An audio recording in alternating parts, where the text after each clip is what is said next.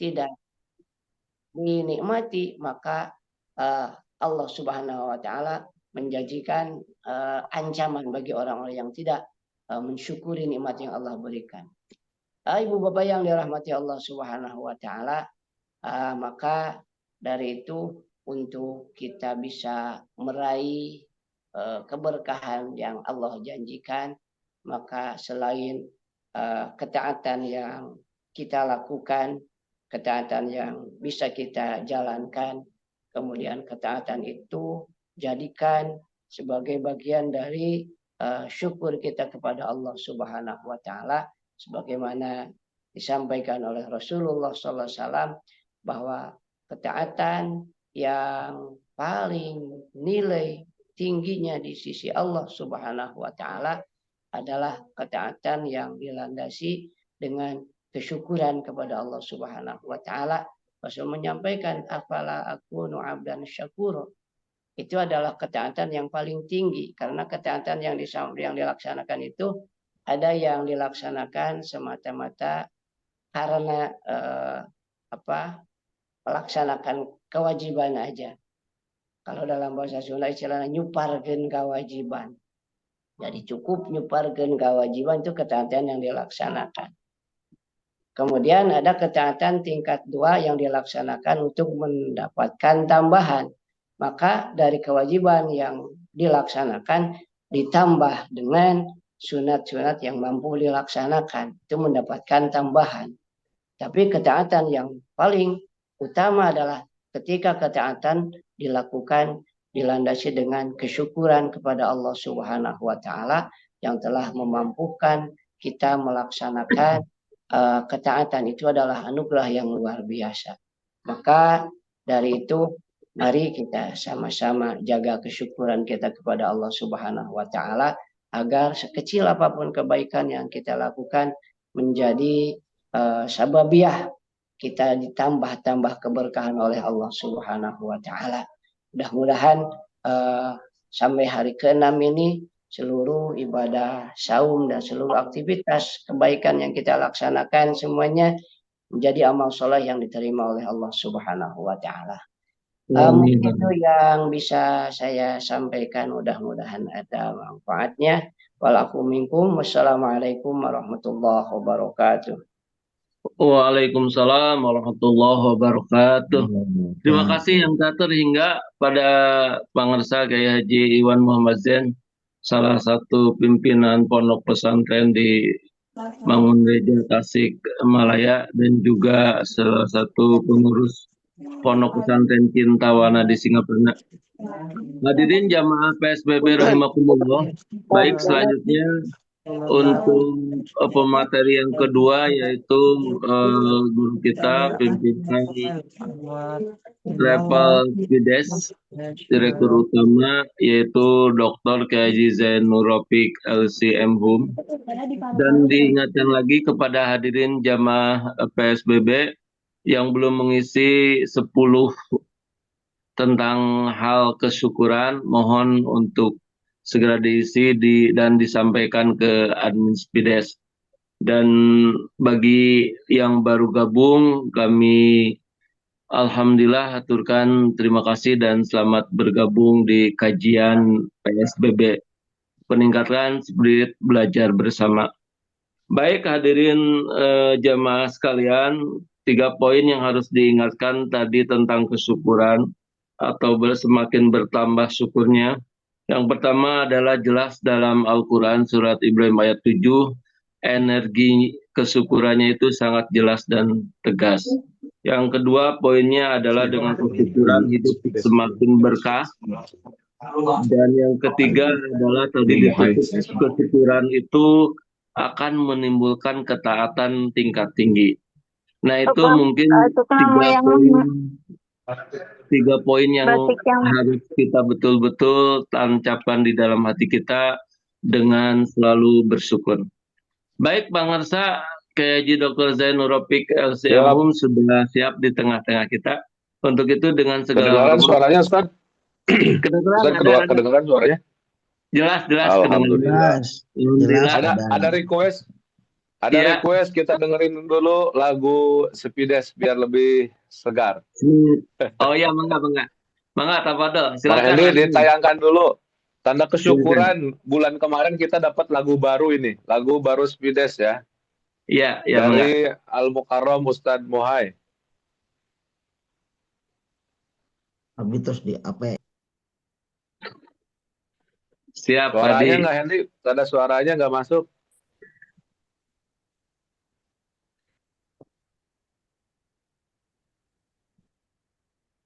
Bang Hendy suaranya. Dengan cinta dan doa.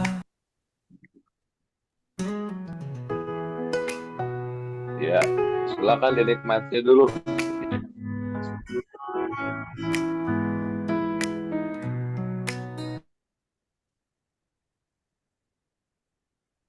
Melangkah bersama, niat suci di hati, menuju Baitullah dengan penuh bakti. Tasik Malaya jadi saksi setia, melayani jamaah dengan cinta dan doa. Makin peduli, makin profesional, makin di setiap langkah, membimbing dan melayani sepenuh hati. Travel amanah untuk umroh mapula.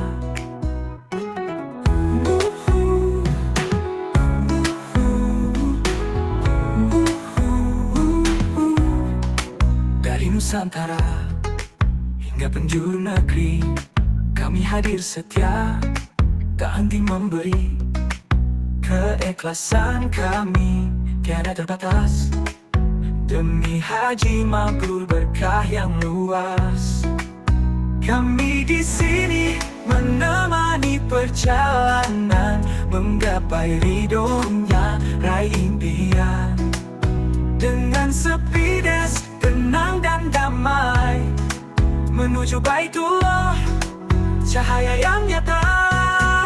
Makin peduli, makin profesional, makin berkah di setiap langkah, membimbing dan melayani sepenuh hati. Travel amanah untuk umroh mapula.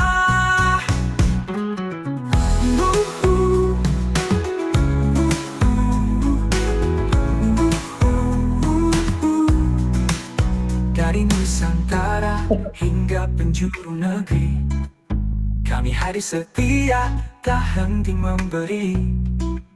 Keikhlasan kami tiada terbatas, demi haji mabrur berkah yang luas. Kami di sini menemani perjalanan, menggapai ridhonya, raih impian. Dengan Spides tenang dan damai, menuju Baitullah, berkah yang luas. Kami di sini menemani perjalanan, menggapai ridhonya, raih impian. Dengan Spides, tenang dan damai, menuju Baitullah, cahaya yang nyata. Spides Internasional setia melayani, membawa berkah dalam setiap janji. Percayakan hati, yakini diri, perjalanan suci menjadi lebih berarti.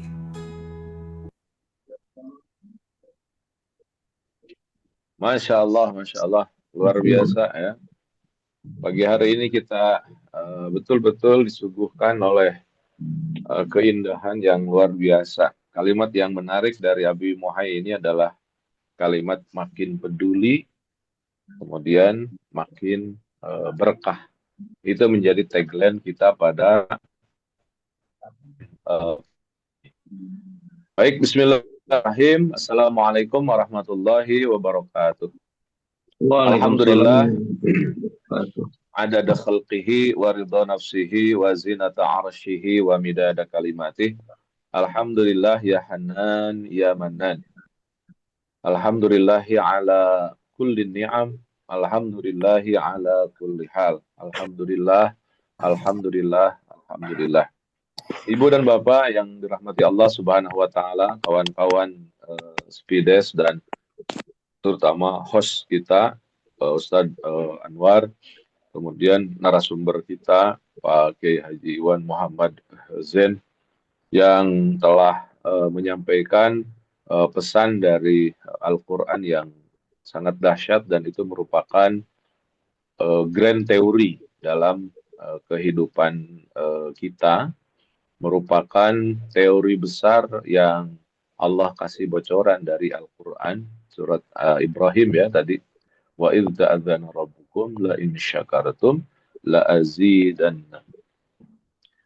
Ibu dan Bapak, sahabat-sahabat sekalian, semalam saya sudah membaca lembaran syukuran Ibu dan Bapak yang disampaikan dan mohon izin untuk mengevaluasi dan untuk melanjutkan ke depan. Jadi saya yang harus baca. Jadi tapi saya tidak tahu ketika saya membaca adalah sama admin, sama siapa Kang Iqbal sama Kang Hendy, saya dikasih lembaran peserta nomor 1, syukurnya ini. Jadi saya tidak tahu nama dan yang jelas saya ingin tahu kontennya apa yang ditulis oleh Ibu dan Bapak.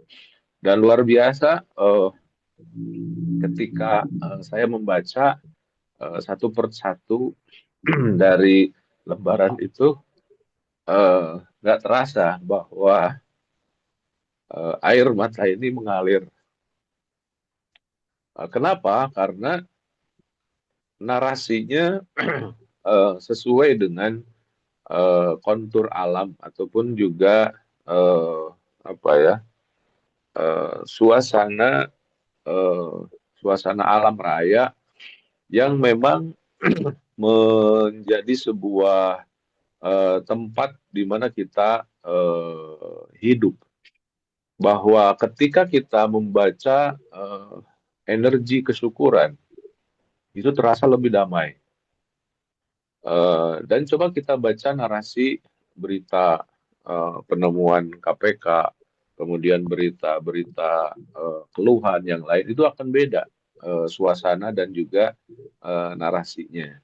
Jadi semalam saya sempat baca banyak dan alhamdulillah Ibu dan Bapak 80% dari peserta kita ini sudah berusaha badlul juhdi, memaksakan diri untuk membiasakan. Dan ini yang kita yang kita inginkan. Jadi dalam tanda kutip seolah-olah kita bilang percuma kita diskusi, kita ngobrol masalah syukur kalau kita tidak menuliskan 10 kesyukuran setiap hari. Karena kita butuh praktek, kita butuh bukan hanya wacana mengalir di memori kita begitu saja, kita perlu record, kita perlu pegang pensil ataupun tuts, kemudian kita tuliskan satu persatu hurufnya. Itu yang akan menjadi sebuah demai rekong. Apa yang disampaikan oleh Pak Kiai Iwan tadi itu sudah menjadi sebuah hukum alam, dan prakteknya adalah ketika Ibu dan Bapak seharian mencari apa ya yang bisa saya syukuri, kemudian dituliskan. Nah itu secara tidak langsung Ibu dan Bapak akan merubah kehidupan. Dan perlu diketahui, hidup kita kan ada dua alam. Pertama alam sadar, yang kedua alam bawah sadar. Nah, subconscious mind ini, alam bawah sadar ini yang belum terbiasa terjaga ataupun juga teraturkan oleh kita. Kenapa? Karena kita sejak kecil sampai kita dewasa, yang diajarkan adalah otak sadar kita. Alam bawah sadarnya kita jarang. Kalau dalam sisi otak itu otak kirinya saja yang kita sejak TK, SD, SMP, bahkan SMA gitu. Bahkan sampai kuliah pun yang digarap adalah otak kirinya, otak sadarnya.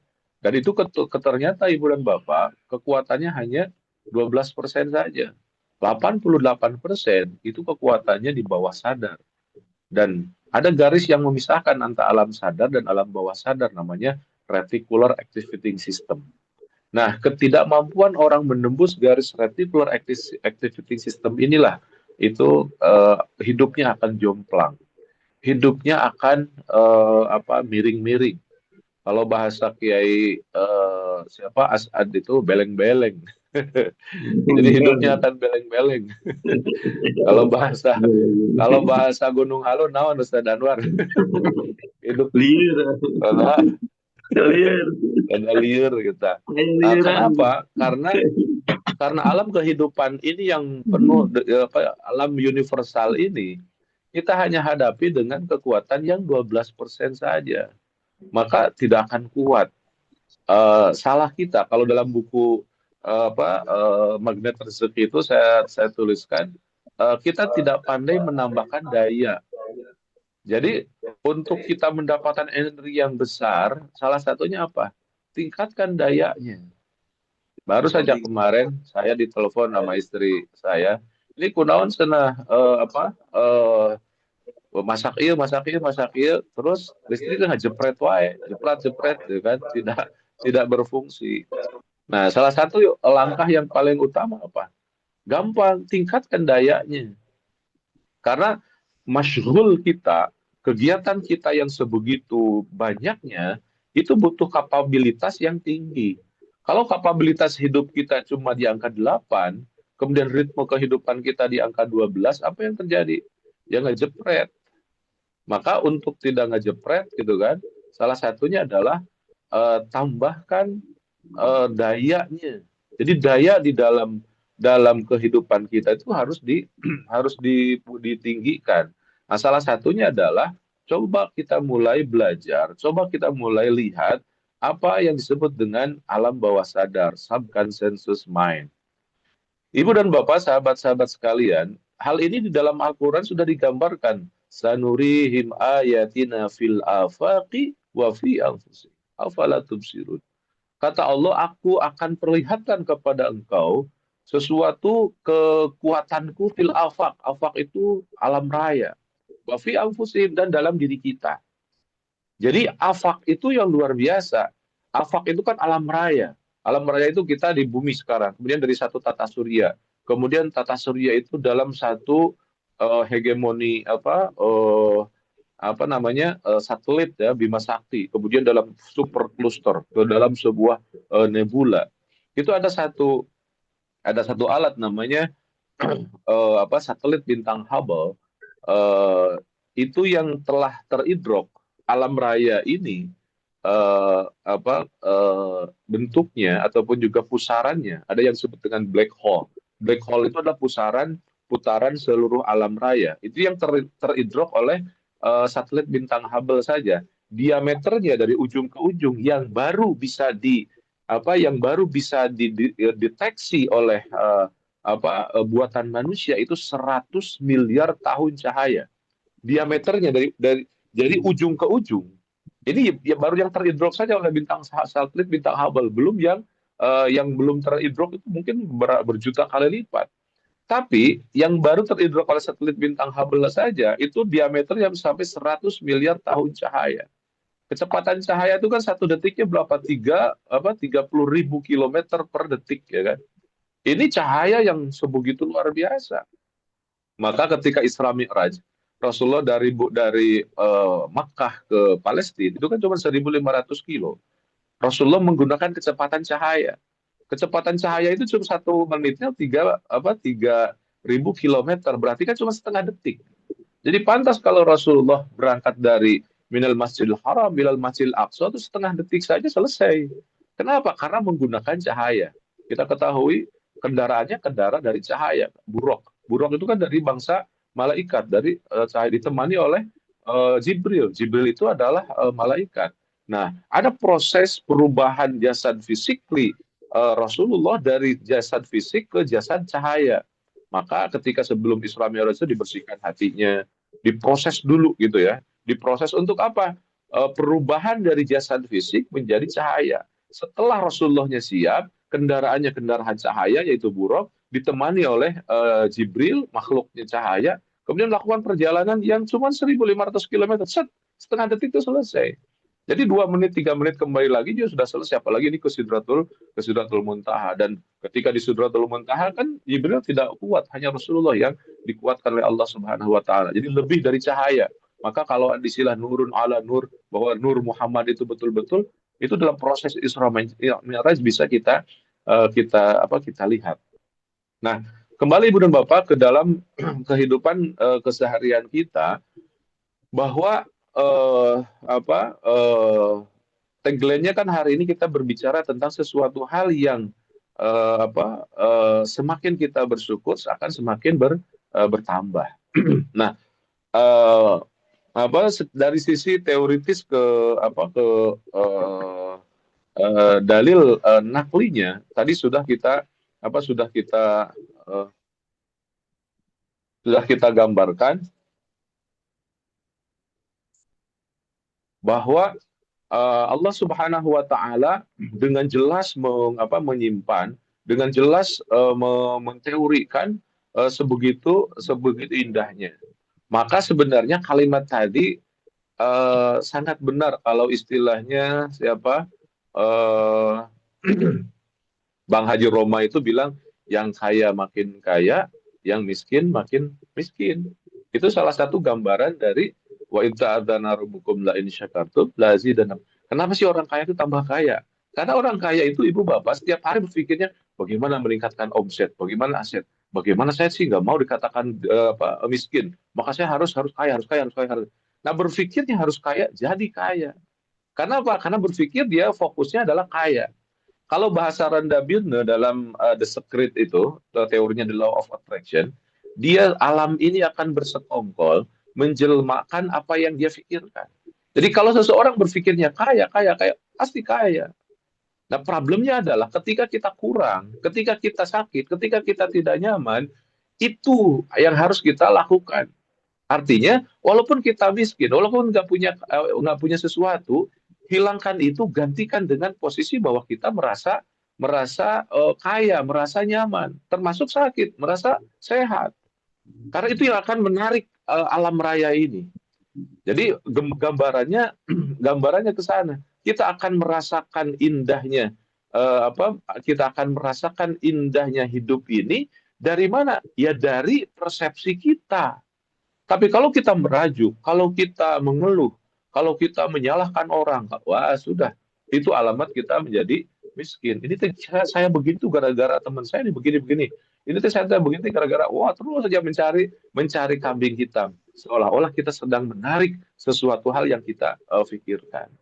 Nah, maka Ibu dan Bapak perlu ada sebuah proses pembebasan diri, proses pembebasan jiwa, dan proses pembebasan itu harus disesuaikan dengan alam ataupun energi alam. Salah satu teori yang sudah kita pahami bersama adalah teori gravitasi. Saya punya barang ini, kemudian saya pegang, ini berada di depan, kemudian saya simpan, saya tidak pegang, saya lepaskan, jatuh. Kenapa barang ini jatuh? Karena kita ketahui ada gaya gravitasi. Nah, the law of attraction itu Ibu dan Bapak sama dengan gaya gravitasi. Hukum tarik-menarik itu sama dengan hukum alam. Jadi bukannya bukannya Allah menjadikan dia miskin, tapi karena pikiran dia yang selalu berpikir miskin, jadilah orang miskin. Maka bahayanya tidak menjaga pikiran kita. Kita jelek sama orang, dia tuh orang julid banget ya. Dia kok dia tuh orangnya tega banget ya. Dia kok terus saja menyalahkan orang. Apa yang terjadi? Kehidupan itu yang akan setiap hari kita ada. Nah, apapun yang terjadi, kita harus tutup itu semua, gantikan dengan sesuatu hal yang baik. Nah, Ibu Bapak, sahabat-sahabat sekalian, salah satu pemahaman yang bisa kita gunakan untuk mereduksi hal-hal yang negatif itu adalah sebuah pemahaman yang disebut dengan pemahaman metafisik, ataupun dalam istilah perkembangan sekarang diistilahkan dengan istilah fisika kuantum. Nah, dalam dunia fisika itu ada dua. Pertama adalah fisika Newton yang biasa kita pelajari dengan otak kiri kita di SMP, SMA sampai kuliah itu kan. Fisika Newton itu ya berpikir tentang barang keras ataupun juga sesuatu hal yang ada dalam keseharian kita yang kita bisa sentuh, yang bisa kita lihat. Itu gambaran fisika Newton. Ada yang disebut dengan fisika kuantum. Fisika kuantum itu adalah di mana sesuatu yang berbentuk energi. Nah, Ibu dan Bapak, kelanjutan dari kemarin, kalau kemarin kita berpikir tentang neurotransmitter ya, tentang ada istilahnya itu hormon-hormon yang keluar dari otak yang membuat tubuh kita menjadi sesuatu, seperti halnya misalkan hormon endorfin kita keluarkan dari otak kita, dan itu secara siklus berjalan, perasaan tenang, nyaman, bahagia, dan endorfin itu keluar dalam kondisi kita, gelombang otak kita ada gelombang alfa. Tapi ketika sebaliknya kita tidak tenang, otak kita di gelombang beta, kemudian yang keluar adalah kortisol. Kortisol itu adalah sesuatu hal yang membuat hati kita deg-degan, kemudian tidak nyaman. Termasuk di dalam sholat. Jadi sebenarnya sholat itu bisa dipola untuk khusyuk. Khusyuk itu bisa secara ilmiah. Caranya bagaimana? Yaitu dengan pendekatan neuroscience ini. Jadi orang yang khusyuk itu adalah orang yang sholatnya, gelombang otaknya ada di gelombang alfa. Itu menurut para ahli ada di angka 3,9 sampai 13,9, antara 14 lah. Antara 4 sampai 14. Nah, kalau gelombang otak kita ada di situ, itu sudah masuk di gelombang alfa. Kalau di atas itu namanya beta. Ada teknologi bagaimana cara menurunkan dari gelombang beta ke gelombang alfa. Itu yang disebut dengan alpha-matic brainwave. Itu di Amerika sudah mulai berjalan. Perusahaan namanya Digital Prior itu sudah memproduksi, salah satunya pakai pendengaran. Pemain bola, Ibu dan Bapak, Drogba ya, pemain Chelsea itu menjadi kelinci percobaannya. Jadi ketika Drogba itu sebelum main, dia selalu pakai kayak Walkman, kayak headset gitu ya. Itu apa? Didengarkan satu produk dari Digital Prior untuk apa? Menggandakan energi. Jadi kalau gelombang orang itu ada di gelombang alfa, energinya luar biasa. Nggak pernah kalah, nggak pernah lelah. Dia selalu tinggi. Kenapa? Karena gelombangnya gelombang alfa. Dan itu adalah convert dengan dunia subconscious mind. Ada di alam bawah sadar. Nah, ternyata gampang kalau kita puasa, kalau kita sholat, ingin khusyuk, ingin nyaman, salah satunya fokuskan saja kita berada gelombang otak kita di gelombang alfa. Bahkan kalau memungkinkan, kalau murah ya, kita beli EEG namanya, elektroencephalogram. Itu di rumah sakit ada. Coba aja dicek. Kalau gelombang kita di gelombang alfa itu berarti tenang. Kalau kita istilahnya itu tidak nyaman, gerges gerbuk gitu kan, ataupun banyak ketakutan, apalagi lagi banyak hutang gitu kan, lagi banyak masalah, coba masukkan ke ego, coba dideteksi, mesti itu gelombangnya di atas gelombang masuk di gelombang beta. Jadi kalau gelombang dan memang itu ada hitungannya kan, kalau di UGD di TV kan kita bisa lihat kalau orang masukin ke EEG itu kan gitu kan, itu ada gelombangnya. Kalau gelombangnya tidak ada itu kan mati. Nah, kalau gelombangnya di atas 13,9 tinggi terus, itu lagi mikirin utang, lagi mikirin omset yang turun gitu kan, lagi mikirin target yang tidak tercapai gitu.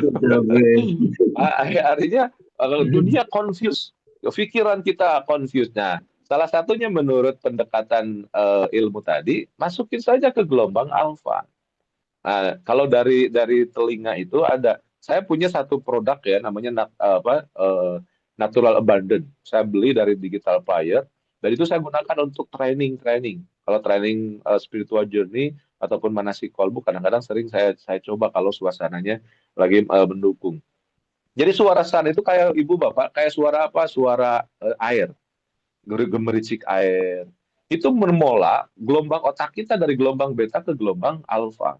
Maka kalau Ibu dan Bapak memungkinkan di rumahnya, bikinlah gemericik air.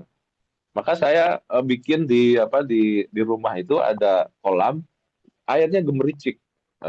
Cuman juga jangan terlalu keras, bisa jika banjir gitu kan, kebanyakan. Gemericik air itu, kalau saya belajar dari produknya Digital Prior, Itu mereka ambil gemericik air, kemudian suara udara meniup, suara apa dilingkupi dengan suara angin gitu. Itu ternyata membuat kita semakin masuk ke gelombang alfa, lebih tenang, lebih nyaman. Dan semakin kita sering hidup kita seperti itu, kan kenyamanan. Ya Allah, saya nyaman. Maka kenyamanan itu yang ada. Tapi sebaliknya, ya Allah, saya banyak masalah. Ya Allah, saya banyak ini. Ya Allah, itu yang jadi masalah. Maka dalam beberapa pertemuan sering saya sampaikan kan kepada ketika berdoa itu ibu dan bapak, jangan berpikir begini. Ya Allah, saya tuh kok banyak sekali masalah ya Allah. Ya Allah, kok saya tuh begini-begini. Ya Allah, kok begini-begini ya. Tolong ya aku ya Allah, tolong ya aku. Enggak, itu persepsi yang salah dalam tanda kutip. Persepsi yang benar adalah saya tulis satu buku judulnya Menikmatkan Hidup dengan Sholat. Di situ saya gambarkan ketika kita merajuk kepada Allah, bahasanya bukan ya Allah saya banyak hutang, ya Allah saya banyak masalah, ya Allah saya banyak penyakit, tolonglah aku ya Allah, tolonglah aku ya Allah. Nggak begitu. Bahasanya adalah kepada Allah itu ketika kita merajuk itu, ketika kita sholat, bilang kepada masalah, wahai masalah yang bla bla bla bla bla, yang sebegitu dan seabrek itu, aku punya Allah yang maha besar. Subhanallah. Tegar kita ibu dan bapak, tenang. Kenapa? Masalah sebesar apapun, kita punya Allah yang maha besar. Jadi sudah tertolak ngejelimetnya pikiran kita, itu sudah hilang. Maka Rasulullah kan dalam hadis Rasulullah menegur orang yang di hadapan Rasul, dia wudhu, sholat, sampai 3 kali kata Rasul, kembali lagi, sholat lagi, sholat. Kata sahabatnya, ya Rasul, dia udah 3 kali disuruh sholat, kemudian wudhu, sholat lagi. Apa yang salah? Kata Rasulullah, sholat yang bagus itu fal yuhassin wudhu'ah. Sholat yang bagus itu dimulai dari wudhunya yang baik, perbaiki wudhunya. Nah kemudian fayukabir, takbiratul ihram. Jadi takbir itu membesarkan Allah, berarti mengecilkan semua masalah. Allahu Akbar, Allah yang maha besar. Semua masalah itu kecil. Jadi Allah yang lebih besar, masalah-masalah itu sangat-sangat kecil. Nah, positioning kita tegar, tenang, nyaman bahwa Allah itu maha besar. Nah, itu salah satu kunci agar kita menjadi orang yang merasakan ketegaran, ketenangan, kenyamanan. Karena kalau kita tidak nyaman, maka sayang kita memancarkan hal-hal yang negatif dalam kehidupan kita. Jangan sampai hal-hal yang negatif itu terpancar dalam kehidupan kita. Termasuk ibu dan bapak, sahabat-sahabat sekalian, saya baca seluruh buku kalimat-kalimat syukur yang ibu bapak kirimkan ke admin.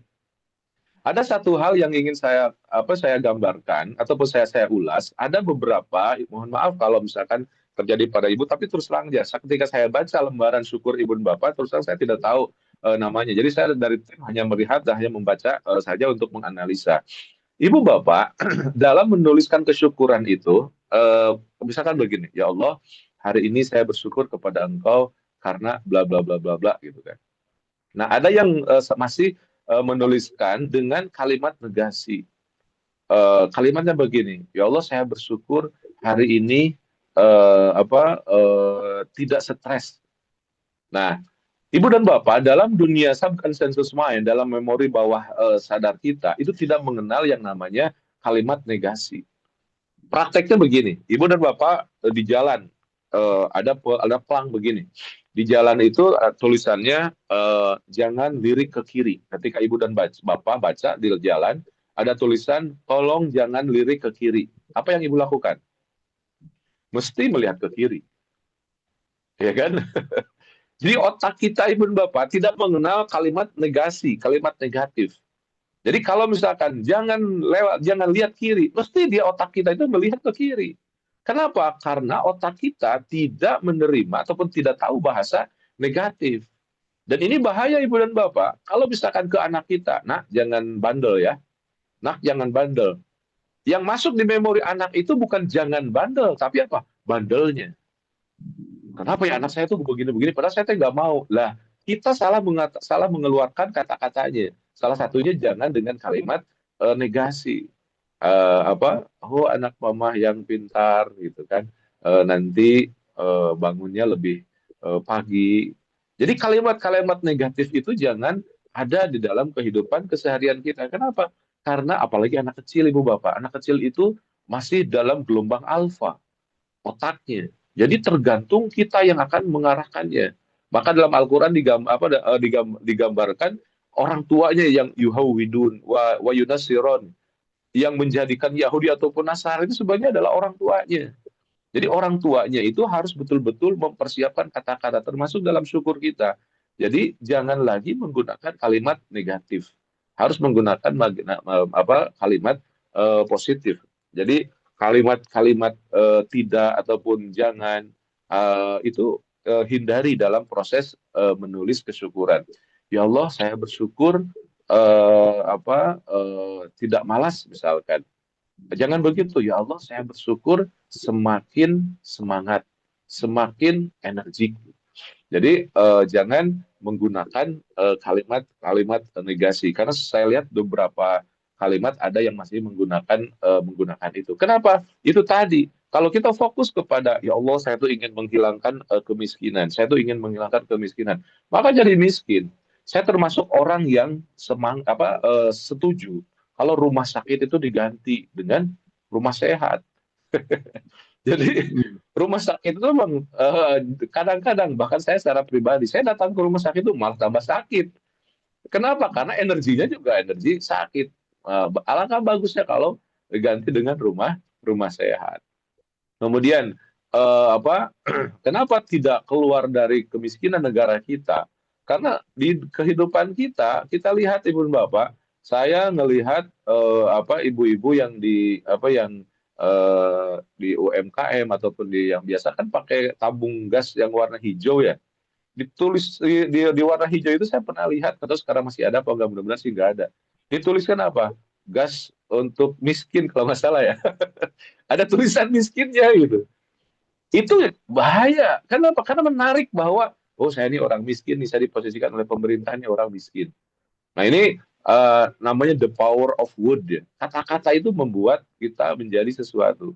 Bahkan saya sama bibi-bibi atau sama istri di rumah, kalau ngelihat itu saya hindar, kalau bisa jangan pakai itu yang ada tuliskan untuk miskin gitu ya. Gantilah dengan yang lain. Kenapa? Karena itu tadi, bahwa kita ingin kaya. Tagline kita ini umat Islam itu sudah jelas dari Allah. Kita ini harus kaya.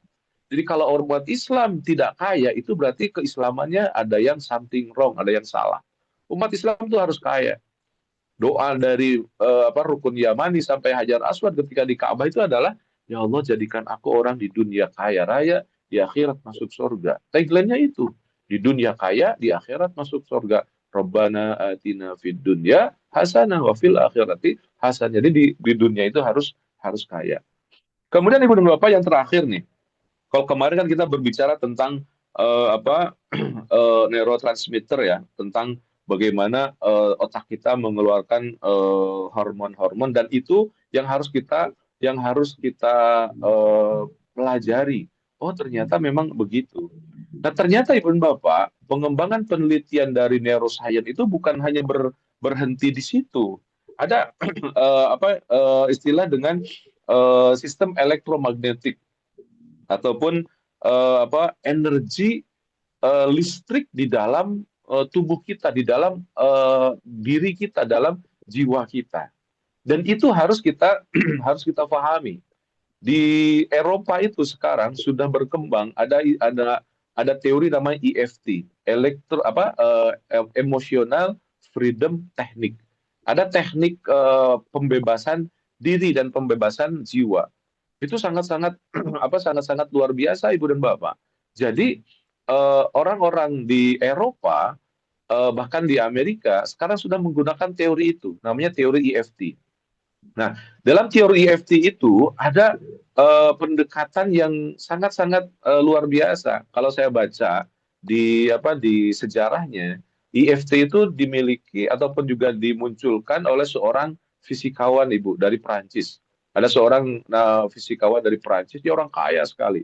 Kemudian karena kekayaannya banyak, dia memiliki kalau nggak salah lebih dari 43 hak cipta keilmuan. Jadi ilmunya banyak, memiliki hak cipta, kemudian hartanya juga banyak.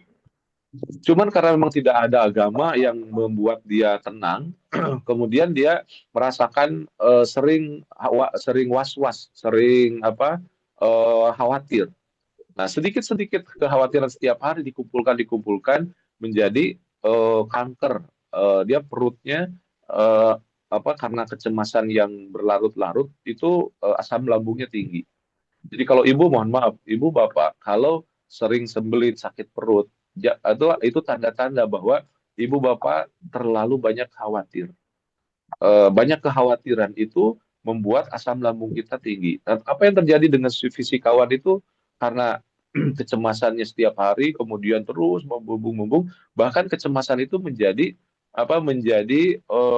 kanker, kanker di perutnya. Kemudian dia sudah ke Jerman, sudah ke Amerika, kemana? Profesor tercanggih di dunia dia sudah datangin. Apa yang terjadi? Pada satu titik profesor itu bilang kanker ibu eh, tidak akan ada yang bisa menyelesaikan kecuali kematian. Jadi dia itu diprediksi oleh profesornya sekitar 2 atau 3 bulan lagi akan mati. Dia sudah ke Jerman, ke Amerika, udah kemana-mana. Dia tinggal pulang ke Perancis, kemudian dia diam di villanya di Perancis. Kemudian karena dia sudah patah arang ya, sudah kemana-mana, saya udah tinggal nunggu kematian. Dia tiap hari dia bilang begini, ya Tuhanku, dia bukan Islam sih, ya Tuhanku, kalaupun kau mau ambil ataupun kalaupun aku harus mati, mau dulu, mau nanti, mau sekarang, yuk saya pasrah lah. Setiap hari dia begitu. Jadi setiap hari dia pasrah aja, pasrah, berpikirnya setiap hari kepasrahan. Ibu dan Bapak setelah 3 bulan, kok saya nggak mati-mati katanya. Dia datang lagi ke profesor itu di Amerika, kemudian diteliti. Profesornya kaget. Ini menurut deteksi keilmuan saya harusnya 3 bulan sudah tidak ada karena kankernya yang ganas itu tidak bisa diselesaikan lagi. Tapi kok ini selesai bahkan sehat. Maka profesor itu Ibu dan Bapak cari 7 profesor besar, kemudian meneliti khusus orang itu. Nah, 7 guru besar itu meneliti apa yang terjadi setiap harinya. Diteliti, sampai satu kesimpulan bahwa ibu ini menjadi sehat, menjadi kuat karena setiap hari berpikir pasrah. Dia pasrah, tidak lagi berpikir bagaimana apa yang terjadi terserah Allah lah, ya Allah, meskipun saya gini, aku ikhlas, aku ridho, aku pasrah. Apa yang terjadi? Menurut 7 profesor tadi, kemudian jadi satu ilmu tadi yang namanya IFT, bahwa perasaan kepasrahan itu meninggikan imunitas tubuh. Jadi semakin kita pasrah, semakin kita tenang, semakin kita nyaman, maka semakin kesehatan kita pun berbalik, semakin baik. Kemudian juga diteliti juga oleh mereka ada beberapa energi listrik di dalam tubuh kita yang teraktifkan. Nah, itu yang disebut dengan neuropeptide. Jadi dalam otak kita itu selain ada hormon-hormon tadi yang kita pelajari hari kemarin, hari sekarang kita berbicara tentang listriknya. Jadi dalam otak kita, dalam pikiran kita, dalam tubuh kita, itu ternyata ada garis elektrik, ada garis listrik. Dan itu kalau diaktifkan Ibu dan Bapak akan memancar kemana-mana. Jadi alam raya ini akan merekod, akan mengambil sinyal dari tubuh kita, apa yang kita pancarkan. Jadi tubuh kita ini memancarkan sinyal ke alam ini. Kemudian alam ini akan bersekongkol menjelmakan apa yang kita pancarkan. Nah, jadi ini yang sangat-sangat penting. Maka kalau Allah dalam hadis qudsinya mengatakan ana inda dhanni abdi bi. Jadi aku tergantung keyakinan hambaku. Hambaku mau seperti apa? Kenapa? Karena itu memancarkan ke alam. Kalau orang yang ateis mengatakannya alam raya ini bersekongkol menjermakan apa yang dia pikirkan.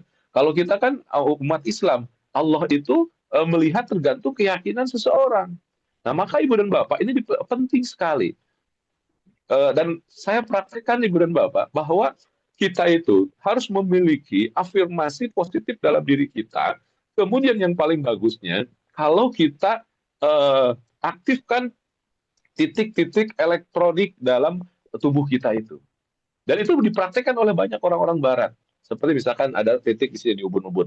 Di titik perlahan saja di titiknya. Misalkan ya Allah, saya ridho dengan apapun yang terjadi. Kemudian di sini di alis, di sini. Diketuk-ketuknya perlahan-lahan saja. Kenapa? Di memori bawah sadar, kemudian dalam mengaktifkan energi yang kita lakukan. Bahkan kalau di barat itu menggunakan kata-kata misalkan begini, sampai diketik-ketik aku pandai mengatur uang. Kemudian aku menjadi magnet rezeki. Apapun yang ada di hadapanku, kesempatannya akan menjadi kenyataan. Kemudian di sini di bawah hidung, aku mampu mengatur semua kehidupan kita. Aku bisa membahagiakan. Kemudian di sini di dada, kemudian di belakang sini, kemudian di gamut sini. Nah, titik-titik itu Ibu dan Bapak seolah-olah kita jika bohongan gitu kan, tapi betul-betul terjadi. Tandanya biasanya Ibu dan Bapak kalau kita ini kan kalau dalam istilah hadis itu namanya an-nasiyah. Nasiyah itu memang nanti ada di part keberapa ya? Di belakang nanti di buku The Power of Syukur ini ada tentang praktek ataupun juga perang kita dengan setan. Ternyata Ibu dan Bapak, setan itu kuncinya ataupun juga diamnya ya ataupun juga komandonya di mana? Di sini namanya nasiyah. Makanya kalau orang-orang yang membersihkan ataupun juga meruqyah itu ditiupin di sininya, gitu kan? Karena di sini nasiyah. Ternyata di sini sumber energi elektrik tubuh. Jadi ketika dikentak-kentak perlahan aja. Dan apalagi kalau kita sedang memancarkan pikiran positif ataupun juga hal-hal yang positif. Saya menjadi magnet. Apapun yang terjadi dalam kehidupan saya akan semakin berkah. Saya orang yang sehat, saya orang yang bahagia. Apapun yang terjadi dalam kehidupan saya bisa mengolahnya dengan ketenangan, kenyamanan. Kemudian di sini, kemudian di sini, kemudian di sini. Diketuk-ketuk begitu saja. Itu ternyata memancarkan sesuatu hal yang positif, kemudian merekam dan menjelmakan. Nah, maka Ibu dan Bapak tidak salah kalau ada kalimat yang indah begini, manusia adalah arsitek bagi lingkungannya sendiri. Jadi kita mau kaya, kita mau miskin, kita mau bahagia, kita mau apa, tergantung diri kita sendiri. Allah pun menggambarkan wa may yashkur li nafsi. Jadi kalau kita bersyukur untuk diri kita. Jadi ya Allah terima kasih, bukan untuk Allah, tapi untuk kita. Terima kasih ya Allah, Engkau yang maha dahsyat, Engkau yang luar biasa. Dan Ibu dan Bapak, kalau kita berniat memancarkan hal-hal yang positif tadi dengan menggunakan narasi dari Al-Qur'an dan juga hadis luar biasa. Dengan apa? Dengan doa. Dan terus terang saja, saya pernah merasakan itu Ibu Bapak. Saya pernah melakukannya. Kalau nggak salah waktu umroh, dua kali umroh sebelum kemarin terakhir. Saya Ibu dan Bapak, saya merasa punya masalah sekali. Punya masalah memang dalam sisi keuangan. Ada miss sedikit, bagaimana caranya. Kemudian saya ke depan Ka'bah, di depan Sabah agak merenung. Kemudian terfikirkan doa yang pernah saya tulis di dalam buku Tarekat dan Bisnis. Itu tentang menjadi kaya. Jadi kan Allah itu Rasulullah itu mengajarkan kepada Abi Umamah ya agar menjadi kaya. Doanya itu Allahumma inni a'udzubika minal hammi wal hazan wa a'udzubika minal azzi wal kasal wa a'udzubika minal jubni wal bukhli wa a'udzubika min ghalabatid dain. Saya berpikir, kenapa ya Rasulullah mengajarkan kepada Abi Umamah itu doanya itu. Doa untuk kaya, tapi jangan galau, jangan sedih, jangan bakhil, jangan lemah. Itu doa-doanya. Kemudian Ibu dan Bapak, ketika kita terpuruk banyak pikiran, banyak masalah, itu kan galau. Nah ternyata, saya coba narasikan doa itu. Allahumma inni a'udzubika minal hammi. Ya Allah, aku berlindung dari Engkau dari kegalauan. Ya Allah, jangan jadikan aku orang galau. Gak mau saya menjadi orang yang galau. Hilangkan dulu itu Ibu dan Bapak. Apa yang terjadi ketika kita meminta kepada Allah, jangan jadikan kita orang-orang yang galau. Kemudian setelah itu terselesaikan, maka akan terjadi apa istilahnya itu sinyal-sinyal yang sangat-sangat positif. Jadi solusi itu tidak datang ke kita karena kita punya apa istilah payungnya, penahannya, penangkalnya. Maka galau itu harus tidak ada, rasa sedih itu tidak ada. Berarti apa? Bahagia. Ketika kita bahagia, hati itu terasa tek tek tek, ini kayaknya terselesaikan. Subhanallah ibu bapak, apa yang terjadi? Saya pulang. Kemudian sebelum sampai di rumah, saya mendapatkan SMS dari kawan-kawan lama. Kemudian apa yang terjadi? Terjadilah transaksi kalau nggak salah 500 juta pada waktu itu. Saya butuh uang pada waktu sekitar 430 juta. Allah kasih, dan yang luar biasa, saya tidak menyangka kok dia ujuk-ujuk nge-WhatsApp ke saya. Setelah saya turun ke rumah ngobrol, 3 hari setelah itu, subhanallah, Allah kasih jalan. Nah dari situlah saya belajar, oh iya, jadi untuk menangkap sesuatu hal yang positif itu, tubuh kita ini juga harus positif. Salah satunya, ya Allah, hilangkan aku dari kegalauan. Maka dalam buku Tarekat dan Bisnis itu, saya buat skema dari 8 masalah, kemudian 8 yang positifnya. Jadi fokusnya ke hal yang positifnya. Jadi ketika kita Allahumma inni a'udzubika minal hammi itu adalah kesemangatan. Kemudian Allahumma inni a'udzubika minal hazan adalah kebahagiaan. Allahumma inni a'udzubika minal jubni adalah tanggung jawab. Allahumma inni a'udzubika min ghalabatid dain adalah bertanggung jawab. Nah, semua itu terasakan kemudian terpancarkan.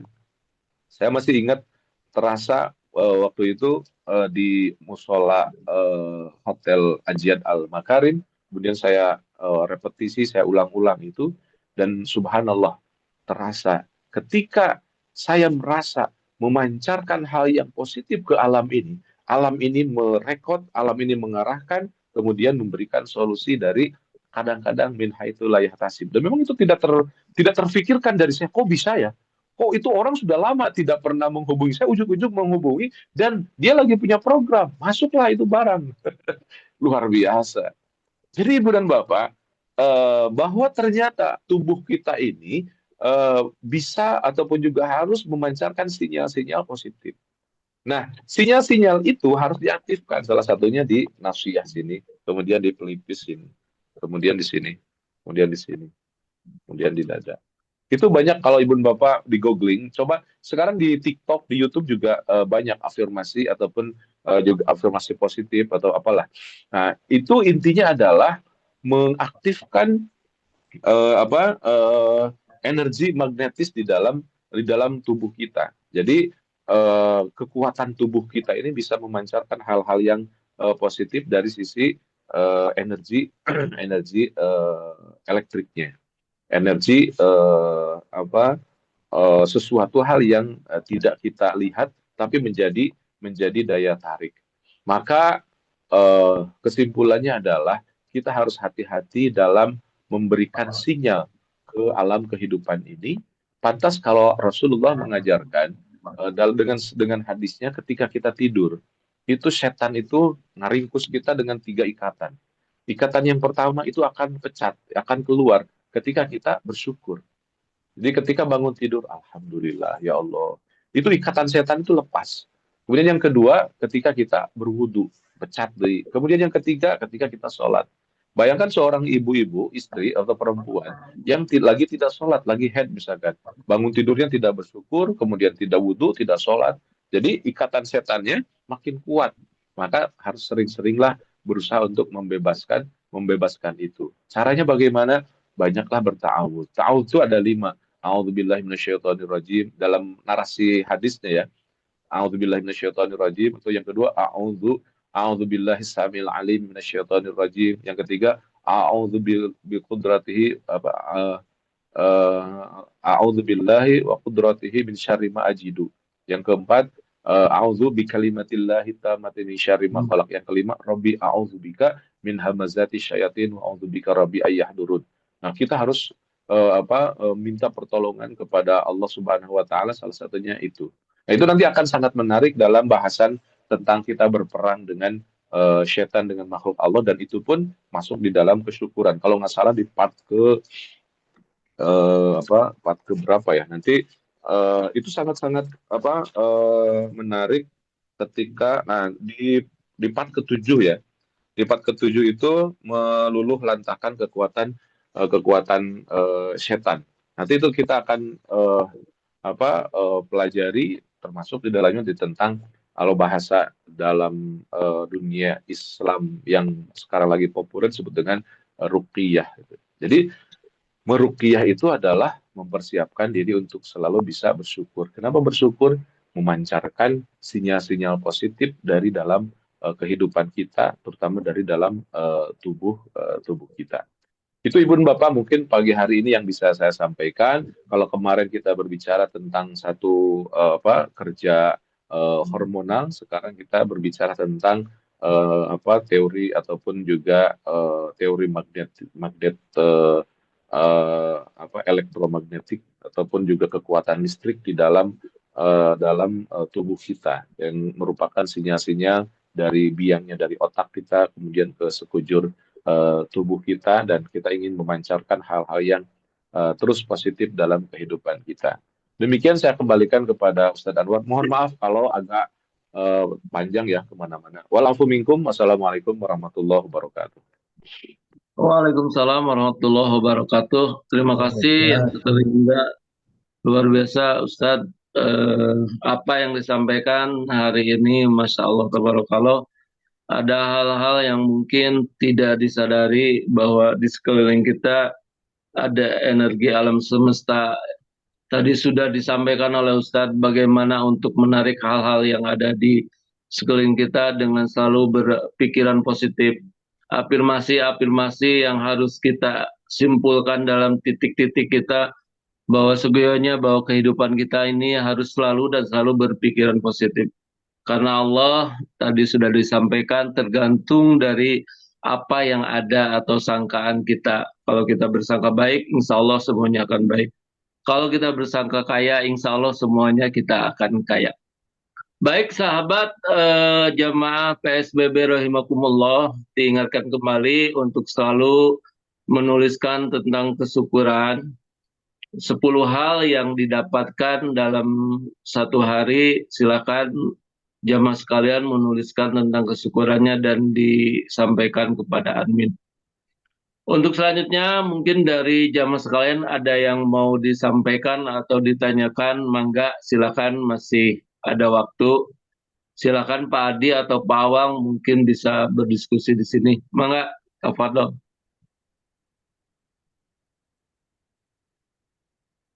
Silakan Pak Adi. Sudah siap Pak Adi dengan pertanyaannya?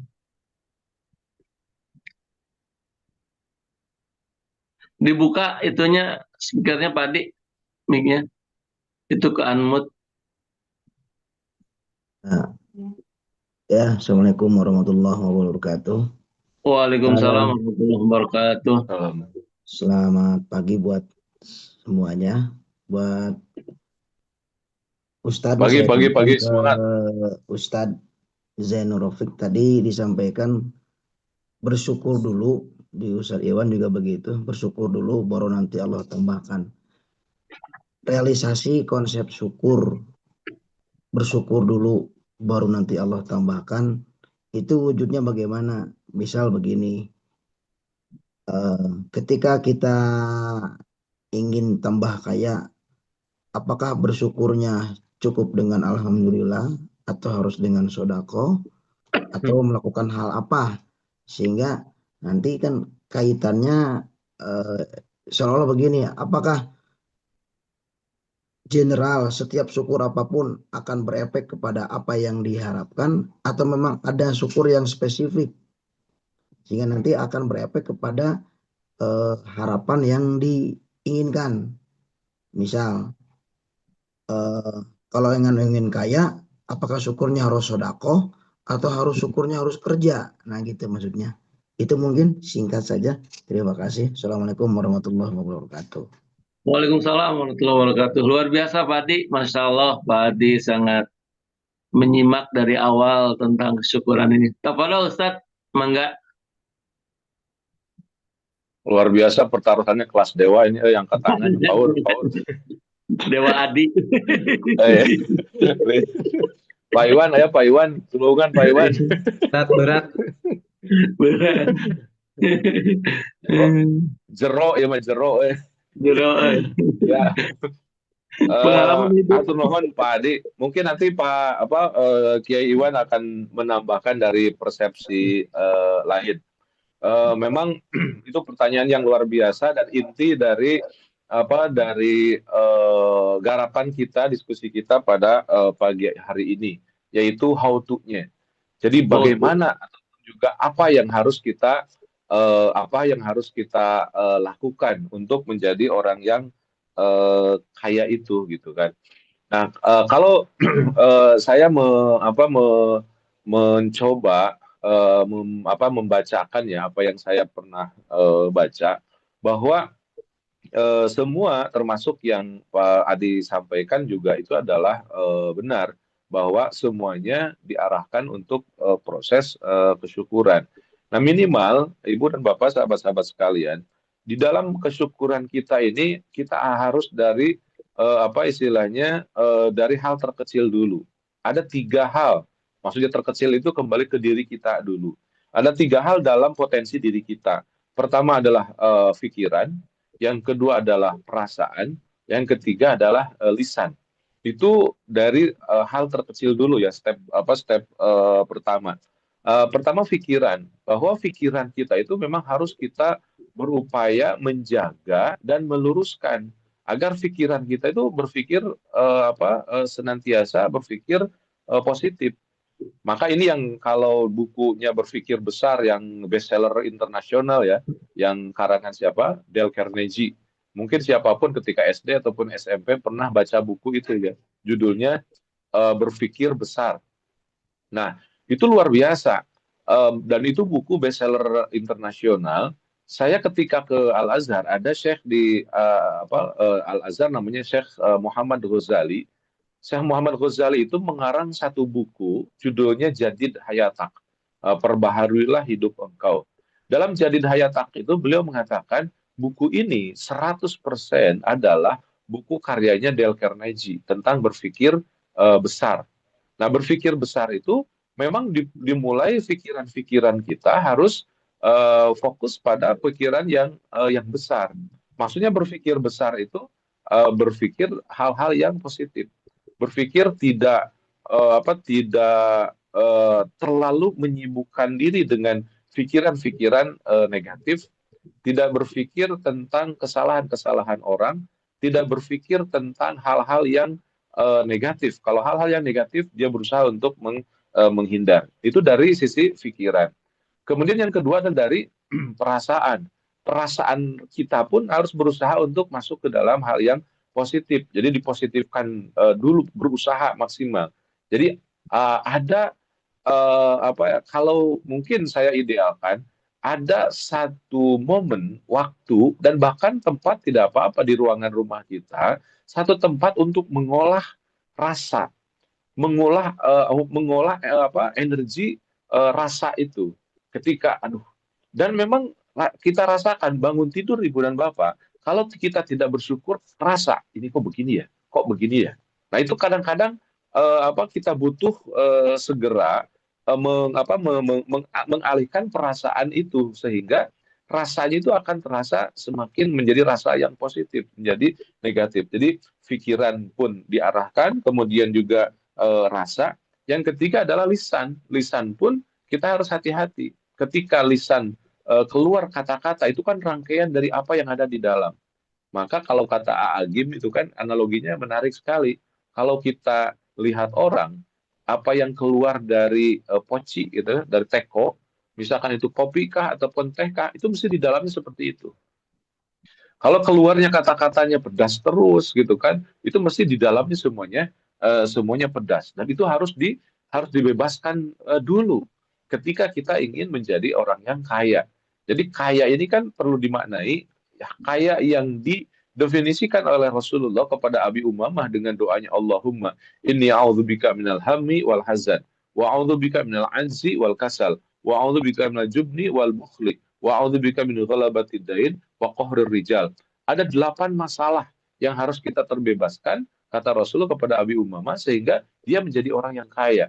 Jadi orang yang kaya itu dia tidak galau, tidak sedih, kemudian tidak lemah, tidak malas, tidak pengecut, tidak bakhil, kemudian tidak gampang minjem nganjuk, kemudian kohrir rijal, tidak tertekan, dia selalu fleksibel.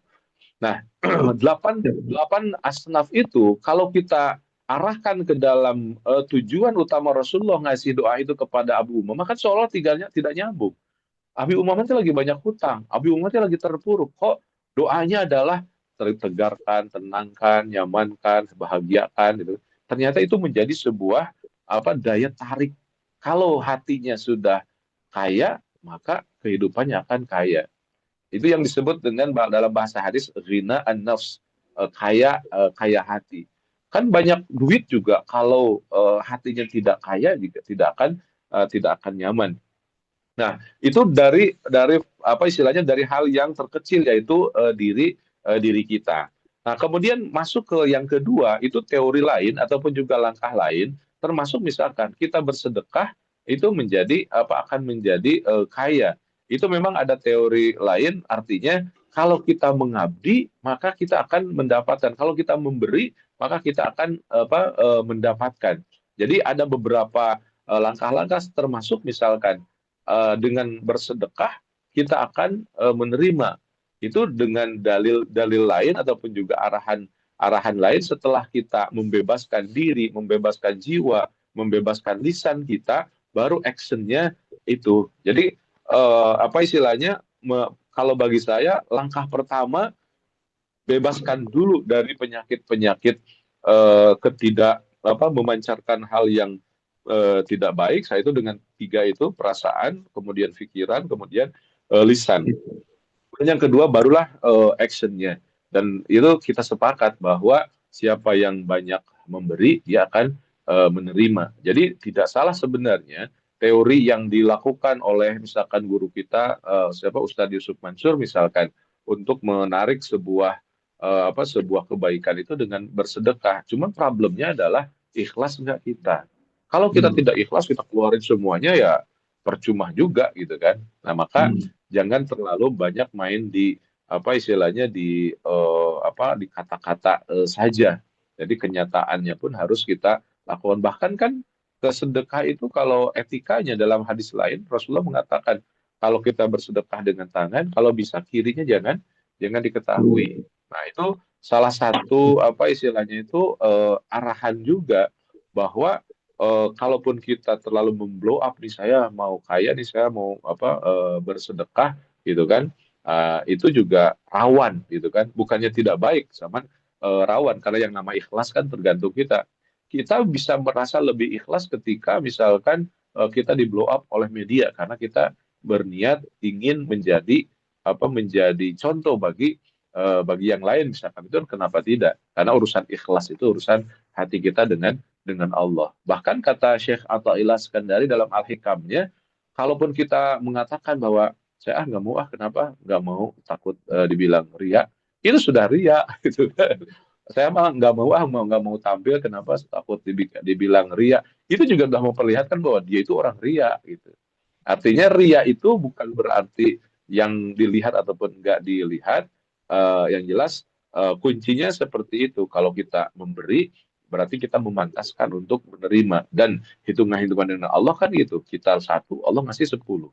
Kita melangkah 10, Allah ngasih berapa kali lipatnya gitu. Jadi mungkin itu Pak Adi, kesimpulannya kalau misalkan mau dimulai dari mana, how to-nya, saya lebih cenderung mengarahkan kita kembali dari diri kita sendiri. Kalau bahasanya Syekh Yusuf Qaradawi itu inqadhu ma yumkinu inqadhuhu, dari hal yang bisa kita lakukan oleh sendiri, tata hati kita, perasaan kita, dan juga lisan kita, baru yang lainnya akan mengikuti dan bertambah.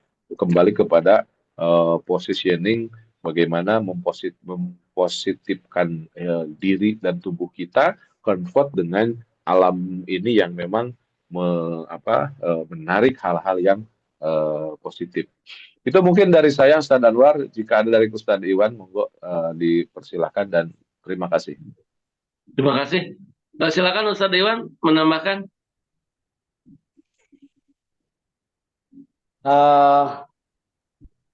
Bismillahirrahmanirrahim. Mungkin ya sedikit menambahkan, dan pada intinya tentunya ya sama, yaitu dimulai dari diri kita sendiri, sebagaimana Allah menyampaikan dalam hadis qudsinya, ana inda dzanni abdi bi, bagaimana dugaan hambaku kepadaku. Jadi sejauh mana dan sekuat apa kita berprasangka kepada Allah, maka apapun yang kita sangkakan maka akan Allah wujudkan. Makanya Rasulullah SAW ketika dalam beribadah kemudian dikomentari karena luar biasaannya dalam ibadah, kegetolannya, Rasulullah hanya menyampaikan afala akunu abdan syakuro, afala akunu abdan syakuro. Karena ini adalah begitu syukur, karena yakin, Rasulullah yakin dengan menjadikan taat itu sebagai sebuah kesyukuran, Allah akan memberikan tambahan, karena kesyukuran itu tentunya dilandasi dengan ketakwaan, keyakinan itu dilandasi dengan ketakwaan, dan orang yang bertakwa itu adalah orang yang akan dijanjikan Allah yaj'al lahu makhraja wa yarzuqhu min haitsu la yahtasib. Jadi kalau dalam sebuah perumpamaan, ketika ada seorang kemudian ditawari pekerjaan oleh seorang dunungan, kamu kerja di sini, kamu digaji sebulan 3 juta, maka dia bekerja karena dijanjikan 3 juta. Kemudian dunungan itu menambahkan, jika engkau menambah durasi waktu, maka akan ada tambahan gaji lemuran. Jadi 3 juta mungkin jadi 4 juta. Karena orang itu sudah meyakini bahwa dunungannya baik, maka dia tidak kemudian melaksanakan kewajiban itu karena dijanjikan 3 juta. Karena tahu dunungannya baik, dia tidak menantikan karena dengan lemburan akan ada tambahan 1 juta. Dia kerja karena yakin dunungannya baik. Maka karena keyakinan dari pekerja itu atas kebaikan dunungannya, kemudian dunungannya melihat orang ini benar-benar baik, benar-benar tanpa pamrih, maka dunungan itu menawarkan, jika engkau mau kemana-mana tuh pakai mobil saya. Jika kamu rumah kamu rusak tuh pakai rumah yang saya buat. Dia tawarkan rumah, dia tawarkan mobilnya, dia tawarkan motornya. Silakan pakai aja. Kalau mau kemana pakai itu motor. Tanpa dipinta pun dia akan diberi fasilitas, dan itu mungkin tidak harus membeli, karena pekerja itu yakin dunungannya orang baik, dan dunungan melihat dia itu bekerja benar-benar karena dia benar-benar orang pekerja keras. Maka dengan otomatis dia tidak harus berpikir dari mana dia membeli mobil, tapi dia bisa memakai mobil karena dunungannya memberikan. Dia tidak harus membangun rumah, tapi dia diberikan rumah tuh. Saya punya rumah, tungguan sok rumahnya. Itu tentang masalah kalau biayanya bulanan nanti dikirim. Dia tidak harus membuat rumah, dia tidak harus memikir bayaran, tapi dia duduk di rumah yang besar, bayarannya dijamin, karena yakin dunungannya baik. Nah, itulah salah satu contoh kesyukuran. Kalau kita yakin Allah maha baik, kemudian kita mensyukuri dengan apapun, sedekah dengan 1000 pun, itu menjadikan itu sebuah syukur kepada Allah. Ya Allah, dengan 1000 ini saya bersedekah, saya bersyukur kepada Allah dimampukan untuk bersedekah dengan 1000. Maka Allah akan berikan lebih baik dari itu. Dan apapun yang kita lakukan, kalau dibarengi dengan kesyukuran, tentunya janji Allah la azidannakum. Makanya Rasulullah ketika ditanya tentang kenapa ibadahnya begitu luar biasa, Rasulullah menjawab, apala kunu abdan syakuro. Mungkin seperti itu yang bisa ditambahkan. Terima kasih. Assalamualaikum warahmatullahi wabarakatuh. Waalaikumsalam warahmatullahi wabarakatuh. Terima kasih. Luar biasa sekali, Pak Adi. Sudah, mudah-mudahan Pak Adi nggak puas ya. Silakan Pak Adi cari kepuasan di literasi ataupun rujukan buku-buku ya. Pak Adi ini jero pisan jadi memberikan inspirasi kita bahwa apa yang harus kita perbuat dari mulai sekarang dengan tindakan-tindakan tadi, baik menjaga lisan, pikiran, perasaan, dan juga berbuat dengan suatu hal yang kecil gitu kan, dengan sedekah, dengan ikhlas tentunya, dan juga tadi Ustadz Iwan menyampaikan, menambahkan, ya Allah itu tergantung apa yang ada di pikiran kita, Pak Dia. Jemaah PSBB yang kami muliakan. Jadi setiap hari kita selalu berafirmasi kita kaya, afirmasi positif terus bahwa kita akan ditolong Allah. Allah Maha Besar. Masalah besar itu Allah lebih besar gitu. Itu mungkin untuk kajian hari ini karena waktu sudah jam 6:54. Subhanallah, jamaah masih tetap bertahan. Insya Allah untuk hari esok, hari Jumat akan disampaikan narasumber pertama yaitu Kiai Haji Irfan Hilmi, LC, yang akan menyampaikan materi tentang dinikmatkan. Itu ya untuk kajian pertamanya Kiai Haji Irfan Hilmi, dan nanti yang kedua seperti biasa guru kita Dr. Kiai Haji Zainur Rafiq M.Hum. Dan jangan lupa selalu menuliskan 10 hal tentang kesyukuran, disetorkan kepada admin. Sebelumnya mari kita buka dulu videonya, kita foto bersama dulu. Sekali lagi mohon maaf kepada semua jemaah untuk membuka videonya, berkenan untuk foto bersama. Mudah-mudahan nanti menjadi wasilah kita untuk bisa silaturahmi offline ya. Nah, alhamdulillah dibuka dulu videonya. Insya Allah nanti kapan kita bisa mabit ya, kita bisa bertemu secara offline. Mangga Kang Hendy admin silakan. Dan untuk besok ini ada Ustadz Afif nih dibuka videonya. Ustadz Afif besok untuk membacakan ayat Al-Quran ya. Jangan kemana-mana Ustadz Afif. Silakan Bang Hendy. Naik kelas. Naik kelas. Naik kelas. Siap. Siap. Kita naik kelas. 1, 2, 3. Oke. Cukup. Aman? Ya, Dah. baik jamaah PSBB yang kami muliakan, demikian untuk kajian kita hari ini. Sekali lagi tetap sehat, tetap kaya, tetap selalu berpikiran positif. Hari ini akan lebih baik dari hari kemarin. Insya Allah. Walafu minkum. Wassalamualaikum warahmatullahi wabarakatuh. Waalaikumsalam warahmatullahi wabarakatuh. Ustaz Aep hadir, terima kasih Ustaz Aep. Saya Rahman. Hadir wae Pak Anwar. Kemarin di motor Pak Anwar.